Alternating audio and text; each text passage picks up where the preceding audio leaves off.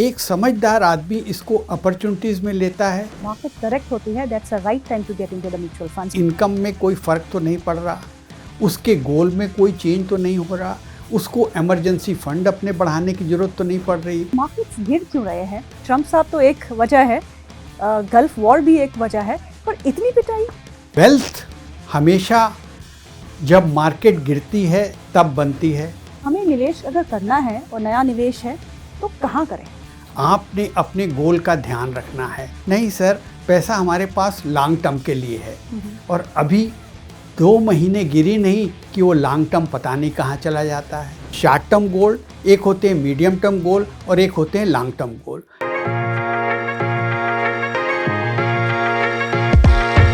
Hello and welcome. Markets volatile है, हम सब जानते हैं। मार्केट्स में डीप करेक्शन है, ये भी हम सब जानते हैं। हम घबराए हुए हैं क्योंकि हमारी इन्वेस्टमेंट्स में गहरा लाल निशान देखने को मिल रहा है। पर घबराना नहीं है, क्योंकि कहा जाता है डर के आगे ही जीत है।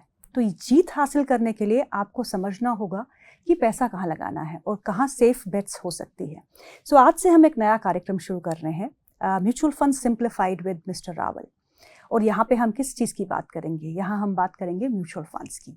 म्यूचुअल फंड्स सही है, हम सब जानते हैं, लेकिन किस टाइम पे, किस वक्त पे, कहाँ पे और कैसे आपको इस में इन्वेस्ट करना है, इस पे हम चर्चा करेंगे। हमारे साथ बहुत ही खास मेहमान जुड़ चुके हैं, mister R C. Rawal, is managing director at imperial international. Mister Rawal, आपका बहुत बहुत स्वागत है कार्यक्रम। Thank you for calling me on the show. Thank you. Always pleasure sir.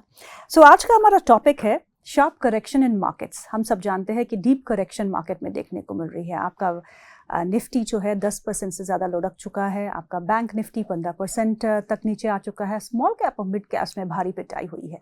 तो ऐसे में हमें कौन से ऐसे म्यूचुअल फंड्स है जो सिलेक्ट करने चाहिए इस टाइम पे? क्योंकि हम हमेशा ये कहते हैं कि जब मार्केट करेक्ट होती है, that's a right time to get into the mutual funds. तो मेरा पहला सवाल यही होगा, पहले तो सर ये बताइए कि मार्केट्स गिर क्यों रहे हैं? ट्रम्प साहब तो एक वजह है, गल्फ वॉर भी एक वजह है, पर इतनी पिटाई।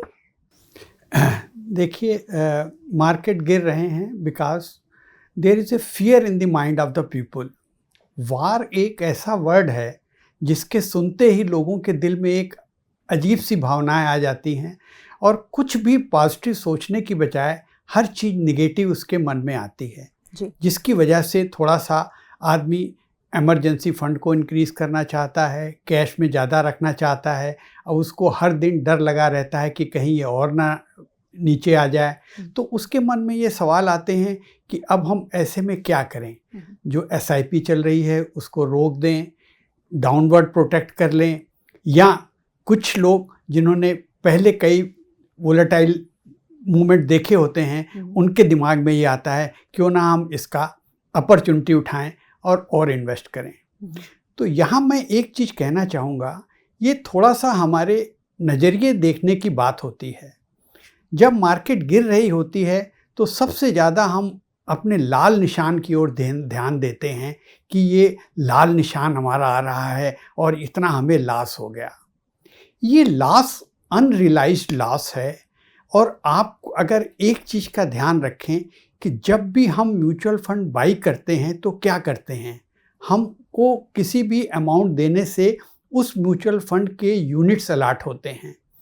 तो अगर हम इस चीज़ को इस तरीके से समझें कि जितना मार्केट गिर रही है उतने यूनिट हमारे ज़्यादा एक्यूमुलेट हो रहे हैं, तो शायद ये जो डर है ये एक अपॉर्चुनिटी में बदल जाए और इसका हम फ़ायदा उठाएं, रादर दैन डर के हम ये सोचें कि नहीं जी अब तो ज़ीरो ही हो जाएगा। वोलेटिलिटी एक इक्विटी का नियम है। ज़्यादातर ईयर्स में अगर आप देखें तो 10% का करेक्शन तो एक मामूली सी बात है, and most of the years में ये होके रहता है, जहाँ पे पूरे फाइनेंशियल ईयर में अगर अच्छी रिटर्न भी आई हो तो भी 10% 15% का करेक्शन तो आ जाता है। इससे घबराना नहीं चाहिए।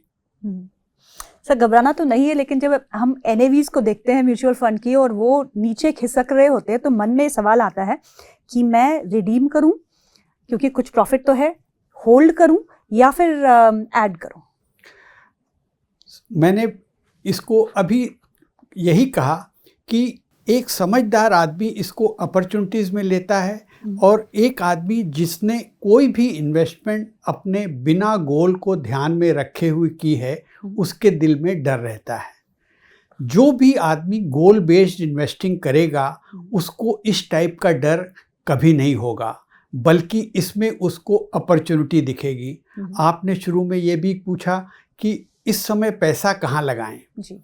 देखिए, एक समय था जिस समय स्मॉल कैप में इतनी रिटर्न आ रही थी कि और तो और हमारे कंप्लायंस की ओर से भी ये इंडिकेशन आ रहे थे कि वैल्यूएशन बहुत हाई है और हमें इसमें पैसा नहीं लगाना चाहिए। लेकिन उस समय देखिए, लोगों की जो ग्रीड होती है वो पैसा लगाने के लिए होती है। उस समय अगर आप लोगों को मना भी करें, नहीं सर पैसा हमारे पास लॉन्ग टर्म के लिए है, और अभी 2 महीने गिरी नहीं कि वो लॉन्ग टर्म पता नहीं कहाँ चला जाता है।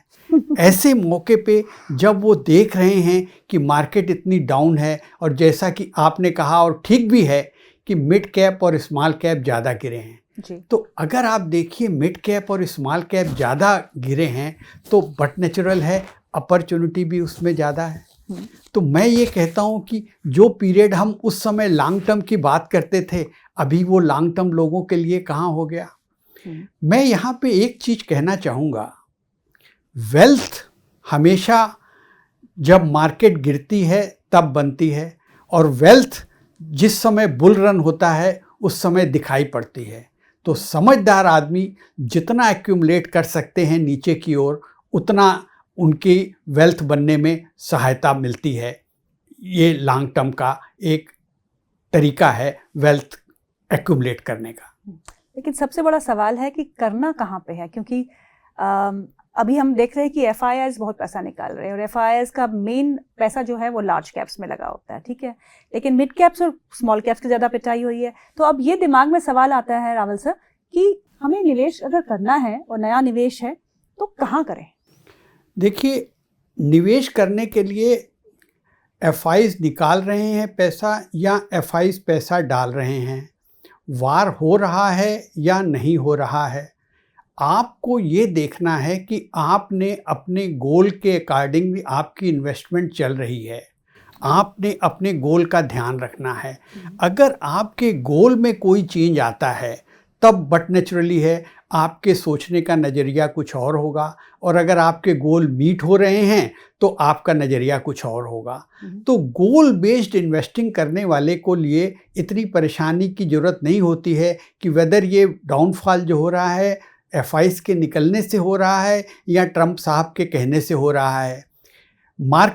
इस मार्केट ने इतने करेक्शंस और इतने डाउनफॉल देखे हैं, फिर भी ये मार्केट कंपनीज़ की अर्निंग के ऊपर चलती है। जो अर्निंग जब कंपनीज़ में आएगी तो ये मार्केट रिवाइव हो के रहेगी। इस बात का ध्यान रखते हुए आदमी को एसेट एलोकेशन के साथ में फर्दर इन्वेस्ट करना चाहिए। अब बात ये आती है कि ऐसे समय में अपॉर्चुनिटी है। अपॉर्चुनिटी तो ज़रूर है, वैल्यूएशन बहुत अट्रैक्टिव हैं, लेकिन फिर भी जब वार टाइप की सिचुएशन हो तो समझदारी ये होती है कि इक्विटी में अगर आपने पैसे लगाने भी हैं तो प्लीज़ उसको सिग्रीगेट करके लगाएं। से फॉर एग्ज़ाम्पल आपने 100 रुपये लगाने हैं तो ऐसा नहीं कि आप 100 के 100 रुपये इकट्ठे लगा दें। आप 25 रुपये अभी लगाएं, 25 रुपये कुछ टाइम के बाद लगाएं, उसके बाद मार्केट एसेस करते रहें और ऐड करते रहें। तो कहने की बात यह है कि पहली बात, ना तो SIP बंद करें, ना ही अनरियलाइज्ड लॉस को लॉस में बदल लें, बल्कि इन्वेस्ट करें, वो भी सिग्रीगेटेड फॉर्म में। Because patience and long term एक बहुत फंडामेंटल रूल है म्यूचुअल फंड का, जिसको ऑब्जर्व करने से एक आदमी की लॉन्ग टर्म में वेल्थ बनती है, जिससे कि उसका फ़ायदा होता है। सर, डिसिप्लिन तो फॉलो करते हैं, लेकिन कभी कभी ऐसा होता है कि कुछ सेक्टर्स जो सिक्लिकल होते हैं, कुछ सेक्टर्स जो है उनमें आउट ऑफ द ब्लू कुछ खबर आ जाती है और वो सेक्टर्स अच्छा नहीं करते। तो ऐसे में रीबैलेंसिंग अपने पोर्टफोलियो को कितने समय के बाद करना चाहिए, कितना रिव्यू करना चाहिए, और जब वॉर लाइक सिनेरियोज होते हैं जिसके थ्रू अभी हम जा रहे हैं, तो ऐसे में हमको अपने पोर्टफोलियोज को छेड़ना चाहिए या नहीं? देखिए, ऐसा है कि पहली बात तो सिक्लिकल, थीमेटिक और सेक्टरल फंड, इनके अंदर में एलोकेशन आदमी को पहले ही सोच समझ के करना चाहिए कि अपने टोटल पोर्टफोलियो का वो कितने % इन सब सेक्टर्स और थीमेटिक फंड में लगा रहा है। क्यों? क्योंकि उनमें रिटर्न भी ज़्यादा होती है और कई बारी टेक्निकल कॉल होती है, उससे निकल जाने के लिए भी अगर उनको इतना आइडिया होता है कि वो निकल पाएँ तब उसके अंदर में उसको जाएं, नहीं तो उसमें रहने की इतनी ज़रूरत नहीं। तो सबसे पहले तो ये है कि उनका इन्वेस्टमेंट का % अपने हिसाब से होना चाहिए। और दूसरी बात है कि यस, कभी कभी नए सेक्टर आ जाते हैं जिसमें इन्वेस्ट करने के लिए मौका मिल जाता है, जैसे फॉर एग्ज़ाम्पल एनर्जी एक सेक्टर है जो पहले नहीं हुआ करता था। पहले वो चीज़ उनके कुछ कंपनीज जो हैं वो पावर सेक्टर टाइप की वो इंफ्रास्ट्रक्चर में ले ली जाती थी, लेकिन अब एनर्जी में इतना नया सेक्टर हो गया है, रिन्यूएबल एनर्जी आ गई है कि एनर्जी इटसेल्फ एक टोटल सेक्टर हो गया है। इस वार टाइप कंडीशंस में कमोडिटीज़ की एग्जांपल बहुत ज़्यादा बढ़ गई है, कमोडिटीज़ की वैल्यू बहुत बढ़ गई है। इस वजह से कमोडिटीज़ में भी सेक्टर पहले भी था लेकिन इतना ज़्यादा लोगों का इंक्लिनेशन नहीं था उधर। आज के टाइम में कमोडिटीज़ का भी एक अच्छा वो आ गया है। हम बात करें अगर आईटी की, तो आईटी एआई के आने के फाल के बाद से बहुत अट्रैक्टिव हो गया है, तो वैल्यूएशन उसमें रीज़नेबल है, उसमें आदमी इन्वेस्ट कर सकता है। लेकिन किसी भी चीज़ में इन्वेस्ट करने के पहले उसको पहले ये देखना चाहिए कि प्रेजेंट सिनेरियो जो हो रहा है उससे उसकी इनकमिंग इनकम में कोई फ़र्क तो नहीं पड़ रहा, उसके गोल में कोई चेंज तो नहीं हो रहा, उसको इमरजेंसी फंड अपने बढ़ाने की ज़रूरत तो नहीं पड़ रही। तो अपनी पहले गोल बेस्ड चीज़ को वो ध्यान में रखे, तब रीबैलेंसिंग की ओर जाए और तब उसको इन्वेस्ट करे, तो उससे रिजल्ट ज़्यादा फ्रूटफुल होंगे। रावल सर, गोल बेस्ड इन्वेस्टिंग की आपने बात की, एक सरल भाषा में समझाइए, गोल बेस्ड इन्वेस्टिंग होती क्या है? गोल बेस्ड इन्वेस्टिंग ये है कि हम जब भी इन्वेस्ट करने जाते हैं तो हमारे मन में तो यही रहता है कि अच्छे रिटर्न मिलें। अब अच्छे रिटर्न मिलने के लिए सबसे बड़ी बात है कि डिसिप्लिन होना, क्योंकि पैसा ये है कि हमें ज़रूरत होती। गोल बेस्ड इन्वेस्टिंग ये है कि हमें उतार चढ़ाव का, जैसे अभी का माहौल चल रहा है, हमें इमरजेंसी फंड कुछ रखना चाहिए। तो एक होती है शॉर्ट टर्म गोल, एक होते हैं मीडियम टर्म गोल और एक होते हैं लॉन्ग टर्म गोल। जब बात आती है शॉर्ट टर्म्स की, तो ज़्यादातर हमें सेफ इन्वेस्टमेंट में डाउनवर्ड प्रोटेक्शन का ज़्यादा ध्यान रखना होता है, तो हम डेट टाइप के इंस्ट्रूमेंट में जाते हैं। जब बात आती है मीडियम टर्म की, जो कि 6 महीने से 3 साल का होता है, उसके अंदर में हम डेट के पोर्शन में रख के हाइब्रिड टाइप की स्कीम्स में जाते हैं और इन्वेस्ट करते हैं। बात जब आती है लॉन्ग टर्म की, वहाँ पे लॉन्ग टर्म रिटर्न्स केवल इक्विटी में इन्वेस्ट करने से होती है। तो ये फ़र्क होता है गोल बेस्ड इन्वेस्टिंग में। जी, चलिए, हमने इस एपिसोड में अभी तक ये समझा कि मार्केट की करेक्शन या मार्केट का गिरना अनकंफर्टेबल तो होता है, लेकिन एक अपॉर्चुनिटी भी होती है।